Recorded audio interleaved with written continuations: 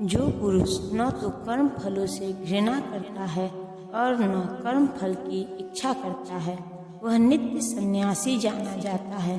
हे महाभाव अर्जुन, ऐसा मनुष्य समस्त द्वंद्वों से रहित होकर भवबंधन को पार कर पूर्णतया मुक्त हो जाता है।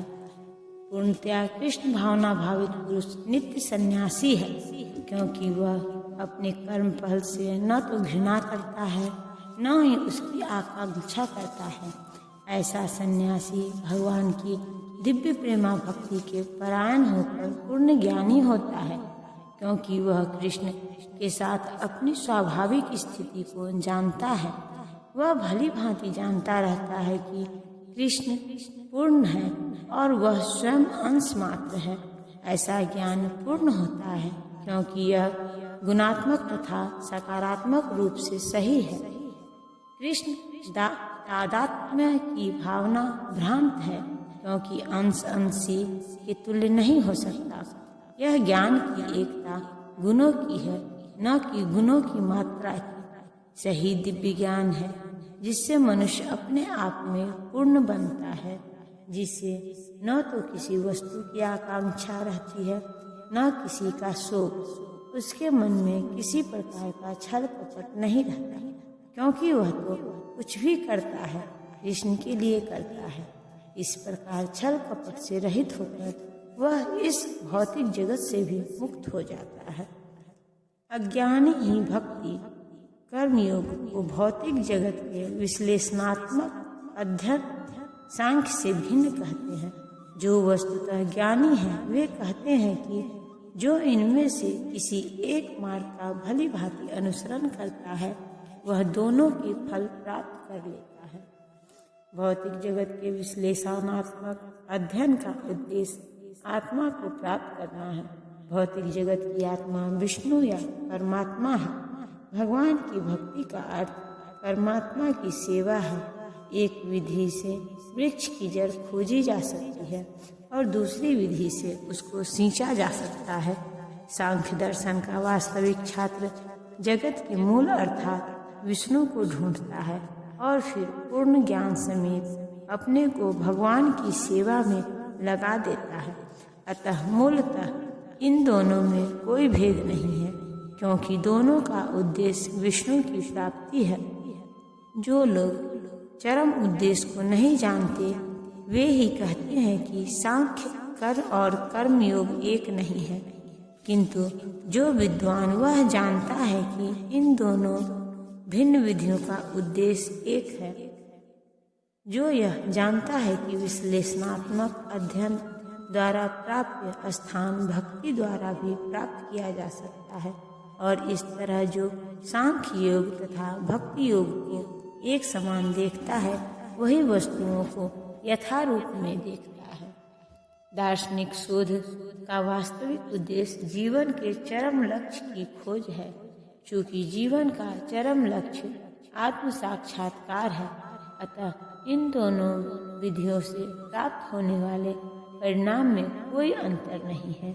सांख्य दार्शनिक शोध के द्वारा इस निष्कर्ष पर पहुंचा जाता है कि जीव भौतिक जगत का नहीं अपितु पूर्ण परमात्मा का अंश है। फलतः जीवात्मा का भौतिक जगत से कोई सरोकार नहीं होता। उसके सारे कार्य परमेश्वर से संबंध होने चाहिए।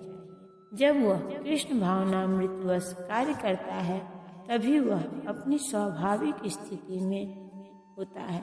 सांख्य विधि में मनुष्य को पदार्थ से विरक्त होना पड़ता है और भक्ति योग में उसे कृष्ण भावना भावित कर्म में आसक्त होना होता है। वस्तुतः दोनों ही विधियां एक है। यद्यपि ऊपर से एक विधि में विरक्ति दिखती है तो दूसरे में आसक्ति। जो पदार्थ से विरक्ति और कृष्ण में आसक्ति को ही एक ही तरह देखता है, वही वस्तुओं को यथारूप में देखता है। भक्ति में लगे बिना केवल समस्त कर्मों का परित्याग करने से कोई सुखी नहीं बन सकता, परंतु भक्ति में लगा हुआ विचारवान व्यक्ति शीघ्र ही परमेश्वर को प्राप्त कर लेता है। सन्यासी दो प्रकार के होते हैं। मायावादी सन्यासी सांख्य दर्शन के अध्ययन में लगे रहते हैं तथा वैष्णव सन्यासी वेदांत सूत्रों के अर्थात भाष्य भागवत दर्शन के अध्ययन में लगे रहते हैं। मायावादी सन्यासी भी वेदांत सूत्रों का अध्ययन करते हैं, किंतु वे शंकराचार्य द्वारा प्रणीत शारीरिक भाष्य का उपयोग करते हैं। भागवत संप्रदाय के छात्र पांचरात्रि की विधि से भगवान की भक्ति करने में लगे रहते हैं। अतः वैष्णव सन्यासियों को भगवान की दिव्य सेवा के लिए अनेक प्रकार के कार्य करने होते हैं।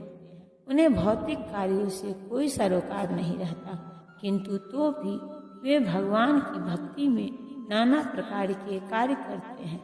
किंतु मायावादी सन्यासी जो सांख्य तथा वेदांत के अध्ययन एवं चिंतन में लगे रहते हैं, वे भगवान की दिव्य भक्ति का आनंद नहीं उठा पाते, क्योंकि उनका अध्ययन अत्यंत जटिल हो जाता है। अतः वे कभी कभी ब्रह्म चिंतन से ऊबकर समुचित बोध के बिना ही भगवान की शरण ग्रहण करते हैं। फलस्वरूप श्रीमद् भागवत का भी अध्ययन उनके लिए कष्टकर होता है। मायावादी सन्यासियों का सूक्ष्म चिंतन तथा कृत्रिम साधनों से निर्विशेष विवेचना उनके लिए व्यर्थ होती है। भक्ति में लगे हुए वैष्णव सन्यासी अपने दिव्य कर्मों को करते हुए प्रसन्न रहते हैं और यह भी निश्चित रहता है कि वे भगवत धाम को प्राप्त होंगे। मायावादी सन्यासी कभी कभी आत्म साक्षात्कार के पथ से नीचे गिर जाते हैं और फिर समाज सेवा परोपकार जैसे भौतिक कर्म में प्रवृत्त होते हैं। अतः निष्कर्ष यह निकला है कि कृष्ण भावनामृत के कार्यों में लगे रहने वाले लोग ब्रह्म और ब्रह्म विषयक साधारण चिंतन में लगे सन्यासियों से श्रेष्ठ है। यद्यपि वे भी अनेक जन्मों के बाद कृष्ण भावना भावित हो जाते हैं। जो भक्तिभाव से कर्म करता है, जो विशुद्ध आत्मा है और अपने मन तथा इंद्रियों को वश में रखता है, वह सबों को प्रिय होता है और सभी लोग उसे प्रिय होते हैं। ऐसा व्यक्ति कर्म करता हुआ भी कभी नहीं बंधता। जो कृष्ण भावनामृत के कार्य कारण मुक्ति पथ पर है, वह प्रत्येक जीव को प्रिय होता है और प्रत्येक जीव उसके लिए प्यारा है। यह कृष्ण भावनामृत के कारण होता है। ऐसा व्यक्ति किसी भी जीव को कृष्ण से पृथक नहीं सोच पाता।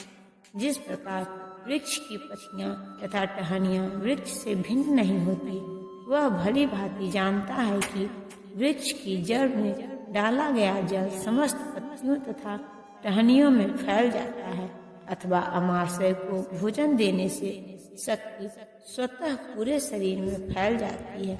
चूँकि कृष्ण भावनामृत में कर्म करने वाला सबों का दास होता है, अतः वह हर एक को प्रिय होता है। चूँकि प्रत्येक व्यक्ति उसके कर्म से प्रसन्न रहता है, अतः उसकी चेतना शुद्ध रहती है।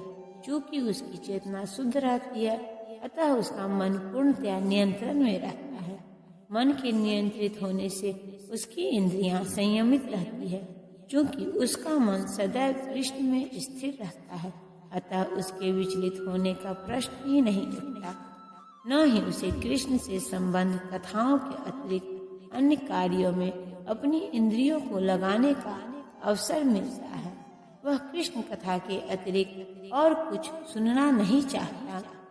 वह कृष्ण को अर्पित किए हुए भोजन के अतिरिक्त अन्य कुछ नहीं खाना चाहता और न ऐसे किसी स्थान में जाने की इच्छा रखता है जहाँ कृष्ण संबंधी कार्य न होता हो। अतः उसकी इंद्रियां वश में रहती हैं।